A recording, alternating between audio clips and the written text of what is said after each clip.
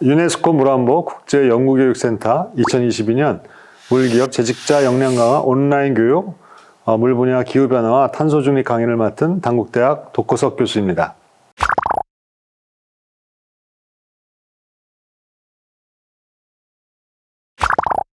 자, 그럼 지금서부터 강의를 시작하겠습니다.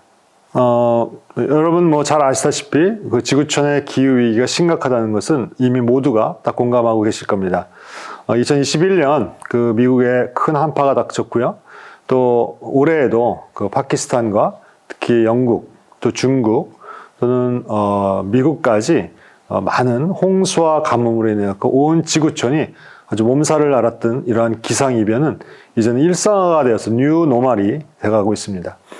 이러한 기상이변에 따른 경제적 손실로 기후변화로 인해서 우리가 얻는 것은 굉장히 큰데요. 최근 20년 동안에 이 재해 횟수는 1.7배가 증가했습니다. 이로 인해 갖고 여러 가지 감염병과 또는 이 농축산물, 특히 작물에 그러한 큰 영향을 미치고 있는데, 여기 밑에 나와 있는 그래프를 잠깐 보시면 우리나라에서 인삼을 재배하는 면적이 감소되고 있는 추세를 그래프로 보여주고 있습니다. 인삼은 그 온도와 특히 기온에 굉장히 예민한 그러한 작물이기 때문에 이렇게 기후변화로 인해 갖고 온도가 상승하거나 또는 강우량이라든가 또는 가뭄이라든가 이런 것들에 의해서 큰 영향을 받기 때문에 우리나라에서도 이 인삼 재배가 없어지는 날이 아마 다가오지 않을까, 그렇게 생각을 합니다. 이러한 탄소 중립에 대한 문제점들은 세계적으로 같이 공감을 하고 있는데요. 이를 위해서 2016년에 파리협정이 발효가 됐고요. 또한 2019년에는 유엔의 기후정상회의를 통해서 이러한 세계적으로 문제가 되고 있는 기후변화를 종식시키자는 그러한 일치된 그러한 목소리를 높이고 있습니다. 밑에 나와 있는 사진과 같이 EU와 또는 미국의 바이든 정부, 심지어 중국이 유엔 총회에서도 이렇게 탄소 중립을 위한 세계적인 또 한 목소리를 같이 내고 있습니다. 우리나라가 2020년 10월에 대통령 시정연설을 통해서 탄소 중립을 이제 선언을 했고요. 이에 대한 구체적인 실행 방안으로서 2021년 5월 달에 탄소중립위원회가 출범을 했습니다. 그와 더불어서 9월 달에는 이 탄소중립 기본법이 제정이 되어서 실질적으로 모든 지자체에서 이러한 기본법을 위한 그 전략과 또 법안들을 시행을 하고 있습니다. 우리나라에 있어서 2030 온실가스 감축 목표도 설정이 되었는데, 탄소중립위원회에서 발표한 거에 따르면은 우리나라가 2018년 대비 2030년까지 약 40%를 감축하는 것으로서 상향을 해서 저희가 진행을 하고 있습니다. 그러면 각 국가별로 이러한 그 탄소 중립에 관련된 동향을 말씀드리도록 하겠습니다. 우선 미국의 탄소 중립 동향인데요. 특히 물 분야인 하수처리 분야에 있어서 에너지를 사용하는 그러한 분야에 어떻게 하면 효율적으로 에너지를 절감할 수 있는가에 대한 그러한 세부 정책들인데요. 우선 바이오가스를 생산함으로써 이러한 하수처리장에서 나오는 그러한 여러 가지 에너지원을 이용해서 재생에너지라든가 또한 태양광 발전을 통해서 신재생에너지로 다시 활용하려는 그러한 정책들이 지금 지원이 되고 있고요. 또한 거기에 따라서는 RIPS라든가 ITC라든가 그다음에 PTC 제도와 같은 신재생에너지를 적극 활용할 수 있는 그러한 제도들도 같이 보급이 되고 있습니다. 또한 EU에서는 이러한 미국과 유사한 이러한 신재생에너지의 어떤 공급 목표를 조금 더 높이기 위해서, 또 하나는 재생에너지를 활성화시키기 위한 그러한 세부적인 법과 그 다음에 실행 계획들이 구체화되고 있는데요. 거기에는 하수처리 시설의 에너지의 효과를, 효율성을 평가하는 그러한 무슨 솔루션과 그 다음에 하수 중에 유기성 그러한 물질들을 회수하는 그러한 기술들, 또는 거기에 따른 인센티브, 특히 발전 차액 제도라든가 또 프리미엄 지원 제도, 이러한 미국과 비슷한 그러한 다양한 지원 제도들도 운영을 하고 있습니다. 일본의 경우도 이러한 하수처리장에서 나오는 여러 가지 슬러지, 어떻게 보면 굉장히 처리하기 힘든 오염 물질인데요. 이러한 것들을 바이오매스로서 다시 에너지원으로서 사용하는 그런 아주 적극적인 정책을 펴서 슬러지의 재활용률을 일본 같은 경우에 85%까지 높이는 그러한 정책들을 수행하고 있습니다. 거기에는 이제 바이오솔리드 활용 기본 계획이라든가 또는 하수 슬러지를 에너지화하는 기술 가이드라이드라든가 뭐 이러한 것들을 통해서 기존에 있는 최종 침전제 능력을 향상시키는 그러한 구체적인 세부적인 기술도 적용이 되고 있습니다.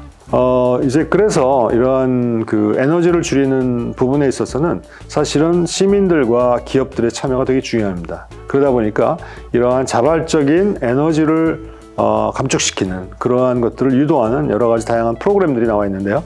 여러분 이러한 그 여기 나와 있는 그 그림들 또는 이 마크들을 보신 분도 계시겠지만 이것이 에너지 스타라고 해서 에너지를 절감시켜주는 그러한 여러 가지 프로그램들을 여기서 보여주는 그러한 마크라고 말씀드릴 수가 있습니다. 다시 말해서 이러한 것들의 효율화를 얻었을 때 얻을 수 있는 인증 마크라고 말씀드릴 수가 있죠.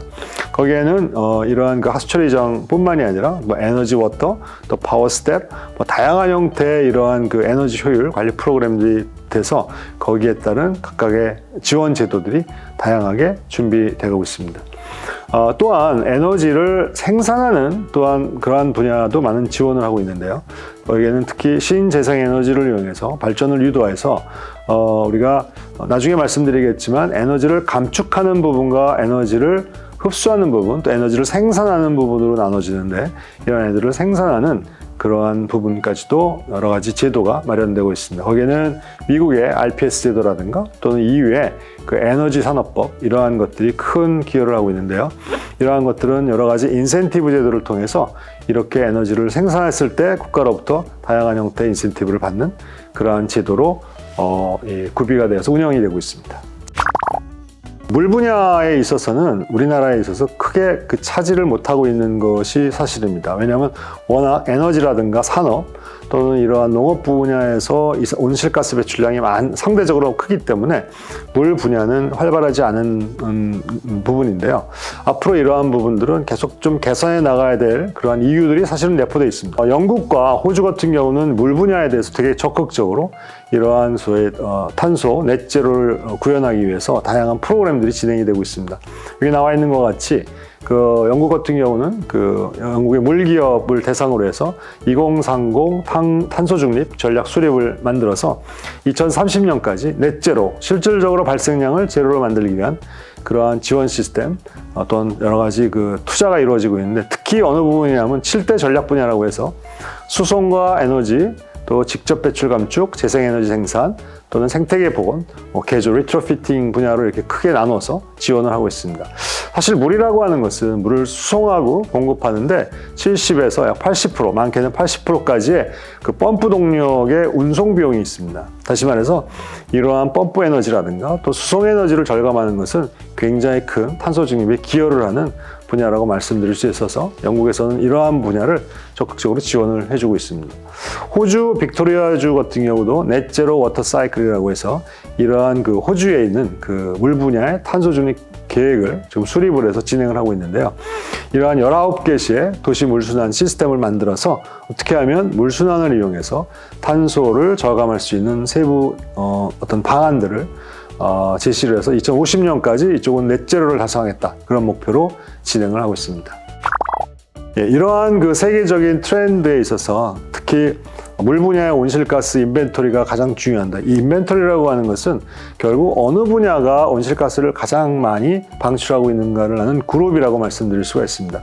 거기에는 뭐 에너지라든가 또 산업 또는 농업 또는 그 여러 분야로 구성이 되는데 이러한 분야별로 배출되는 에너지원을 구체적으로 관리하는 전략이라고 말씀드릴 수가 있습니다. 반면에 이러한 분야에 있어서 물은 폐기물 분야의 이렇게 일부로서 지금 구성이 일부 되어 있는데요. 이러한 것들을 그 관리하기 위해서 그 그룹을 이 배출 원별로 이것을 스코업을 셋으로 나눠서 관리를 하고 있습니다. 첫 번째는 스코업 1으로 해서 이러한 직접적인 이산화탄소 또는 온실가스 배출원을 구분하고 있고요.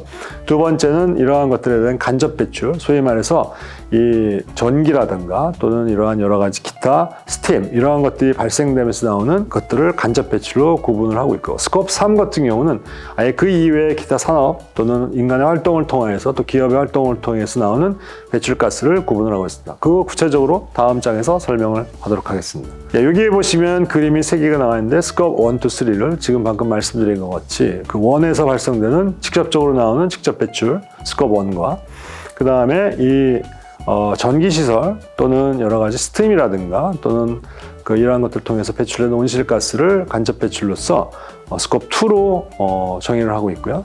또한 기업의 여러 가지 활동에 통해서 배출되는 온실가스의 부분을 스코프 3으로서 이렇게 규제를 하고 있는데 보시다시피 가장 잘 규제를 할 수 있는 것은 스코프 1이겠죠. 포인트 소스 컨트롤로 이 부분을 직접 관할하기는 되게 쉽습니다. 반면에 스코프 2와 특히 스코프 3 같은 경우는 어떻게 보면 이 온실가스의 B.5호만이라고 말씀드릴 수 있죠. 다양한 분야에서 배출되는 온실가스가 있기 때문에 사실 관리하기는 되게 어렵습니다.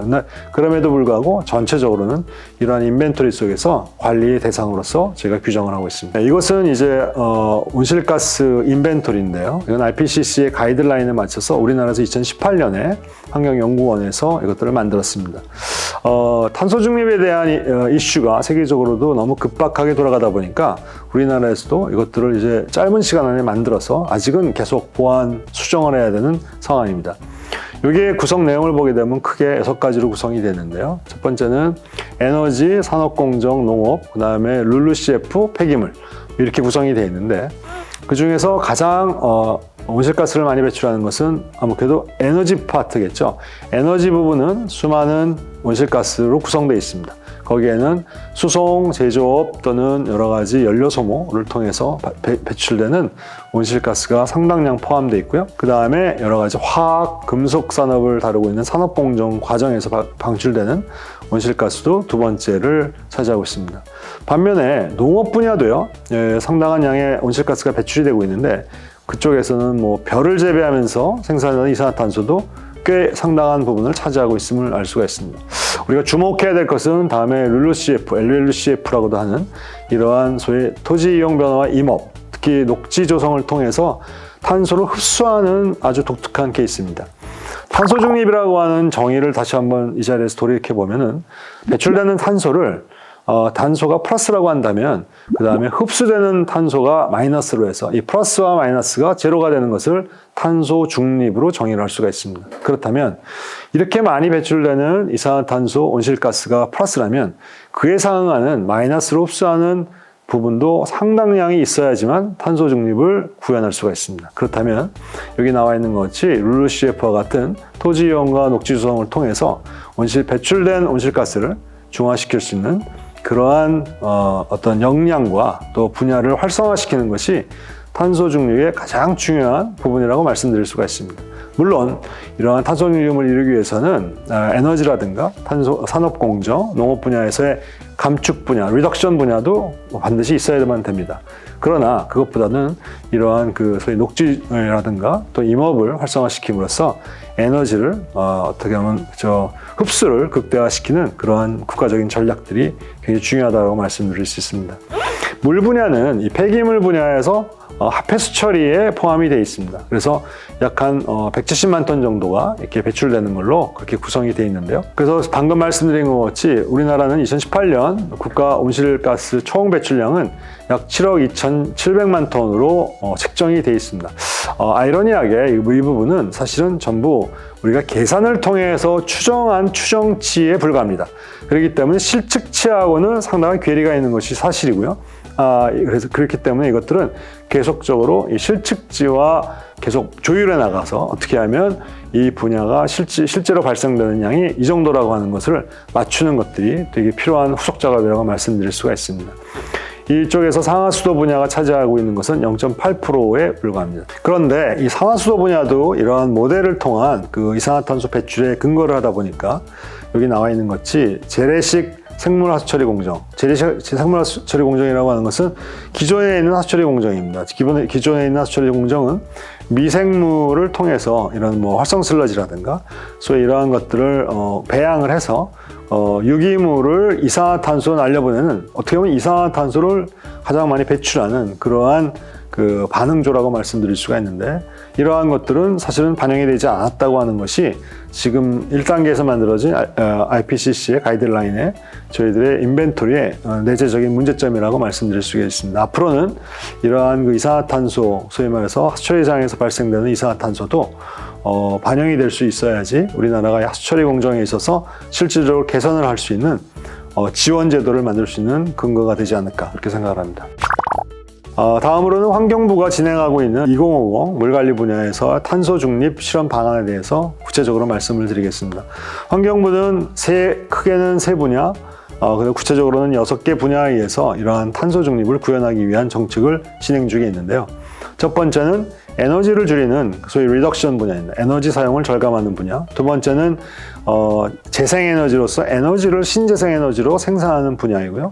세 번째는 탄소를 흡수해서 이것을 소위 발생된 이산화탄소를 감축시키는 그러한 흡수원을 조성하는 사업으로 구성되어 있습니다. 첫 번째는 에너지를 줄이기 위해서 물 관련 시설의 어떤 기초 시설에 대한 에너지를 효율화하는 것, 두 번째는 물수요 저감을 통한 용수 에너지를 절감하는 것, 그 다음에 두 번째 재생 에너지를 생산하기 위해서는 수상 태양광이라든가 수열 에너지를 생산하는 것, 폐기물에서 발생되는 유기성 바이오 가스를 에너지로 사용하는 것, 그 다음에 마지막으로 탄소 흡수원을 만들어서 수변 구역이라든가 또 홍수가 났을 때 상습 침수되는 지역들이 늘 있습니다. 그래서 홍수터라는 용어를 쓰는데요. 그 홍수터에 녹지를 조성을 해서 이산화탄소를 흡수하는 이러한 방안, 또 하나는 그 기존에 있는 많은 산단들이 사실 수많은 이산화탄소를 배출하는 어떤 그 원인을 제공했는데요. 이러한 것들이 저탄소 그린, 소위 녹지로 만들어져서 새로운 친환경 녹지 산단으로서 탈바꿈하는 그러한 정책을 진행을 하고 있습니다. 세부적으로는 물관리 기초시설에 대한 에너지 효율화로서 우리나라에서는 이제 그 탄소 중립을 위해서 그 정수장이라든가 이런 부분에 있어서 이 온실 가스를 저감할 수 있는 취수장으로서 탈바꿈하려는 22개의 정수장을 지금 이러한 에너지 효율화 정수장으로서 시도를 하고 있고요. 두 번째로서는 물수요 저감을 위해서 그 에너지 소비를 절감하는 부분인데요. 이 물수요라고 하는 것은 물 사용량입니다. 아까 말씀드린 것 같이 물을 공급하는 데는 약 70에서 많게는 80%의 많은 에너지가 소용이 되고 있고, 특히 수송 에너지로 많이 사용이 되다 보니까 물을 절약하면 사실은 이러한 근본적인 수송 에너지가 절감이 됩니다. 그래서 이러한 물수요를 저감시킬 수 있는 것도 같이 진행을 해서 어떤 물절약도 같이 필요하다고 말씀드릴 수가 있습니다.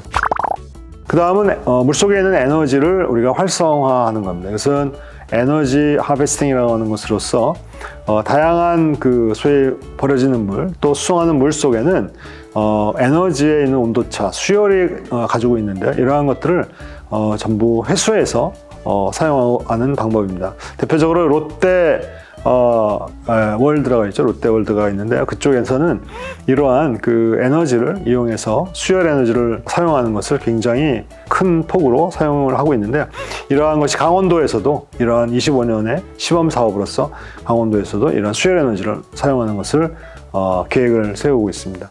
또 하나는 태양광 시설이 지금 많은 산을 훼손시킨다라고 하는 여러 가지 부정적인 여론도 많이 있는데요. 이러한 저수지라든가 우리나라에는 수많은 댐, 이러한 곳에 이러한 수상 태양광을 설치해서 주민들이 이렇게 어느 정도의 지분을 내고 참여해서 주민 참여형의 수상 태양광을 설치해서 나중에 수익이 있을 경우에는 그것을 서로 공유하는 이러한 주민 참여형 수상 태양광도 계획을 세우고 있습니다. 그 다음에 이제 유기성 바이오 가스 사업 추진 방안인데요. 이거는 음식물이라든가 또는 폐수라든가 또 하수 찌꺼기는 사실은 분해되지 않은 에너지를 포함하고 있는 자원입니다. 그래서 이러한 것들을 그냥 버리기보다는 이러한 것들을 처리장에서 다시 에너지를 회수해서 메탄이라든가 이러한 가스를 회수해서 이러한 것들을 다시 사용하는 그러한 통합 바이오 가스 시설을 만들어서 에너지를 남김없이 계속 재활용하는 그러한 시설도 추진 중에 있습니다. 그리고 수변 구역과 그 다음에 홍수터에 대한 녹지를 조성함으로써 그 룰루CF 아까 말씀드린 에너지를 흡수할 수 있는 이 지역을 확대시키고요. 그 다음에 버려져 있는 그러한 산업단지를 역시 그 녹지와 식생림을 조성을 해서 녹지 탄소를 흡수하는 그러한 것들을 지금 시범 사업을 그렇게 진행을 하고 있습니다. 자, 마지막으로 이러한 이 탄소 중립을 위한 상하수도 분야에 있어서의 해외 적용 사례인데요.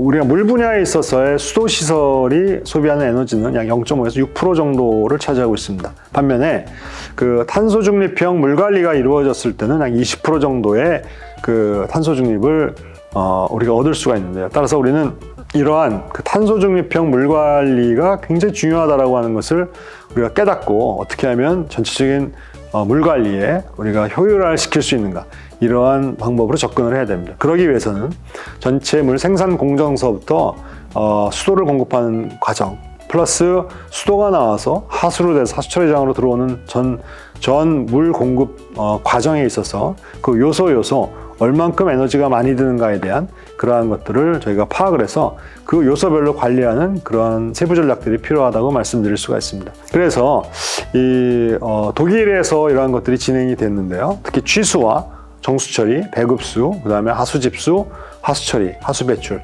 이러한 분야에 대해서 그 에너지가 얼만큼 드는가를 전부 측정을 해서 그것을 리스트업하고 이 부분을 어떻게 줄여야지 탄소를 절감할 수 있는가에 대한 그런 프로그램들이 만들어져 있습니다. 그것을 그 ECAM이라고 해서 Energy Performance and Carbon Emission Assessment and Monitoring이라고 하는 프로그램인데요. 이 프로그램을 이용하면 그 상하수도 전반에 걸쳐서 각 요소 공정별로 소요되는 에너지들을 다시 한번 검토를 하고 그것들을 평가해서 얼만큼 감축을 하면 전체적인 탄소 중립에 기여할 수 있는 부분들을 우리가 정량으로 우리가 얻을 수가 있습니다. 그래서 이러한 수도 사업자 또 하수도 사업자가 이러한 것들을 의사결정을 할 수 있는 굉장히 좋은 도움이 될 수 있는 프로그램이라고 말씀드릴 수 있고요. 이것을 해외에 적용한 사례가 바로 다음 슬라이드에 있습니다. 이것을 보시게 되면 그 멕시코와 태국의 사례인데요.